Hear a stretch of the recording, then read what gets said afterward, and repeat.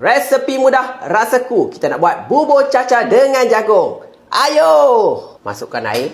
Dia lembutkan caca tu dulu. Lepas tu nanti baru dia masuk gula-gula. Saya lebih suka buat, kita lebok gula-gula ni pun semua. Kita masuk caca tu. Kemudian kita masukkan kita punya gula Melaka ni.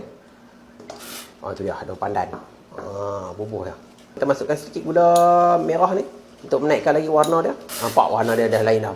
Nanti kita masukkan kita punya caca ni kat dalam ni. Caca ni saya dah bilas dah. Dia melekat. Tu dia kembang elok. Bismillahirrahmanirrahim. Kita masukkan jagung. 1 tin. Ni garam, tak banyak lah, bubur sikit je. Krim kelapa rasaku lebih pekat.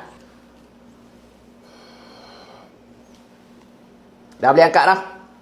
Padamkan api. Kalau nak tambahkan sedikit gula lagi pun boleh juga rasanya. Dia manis sikit lagi. Ya, itu dia bubur caca jagung.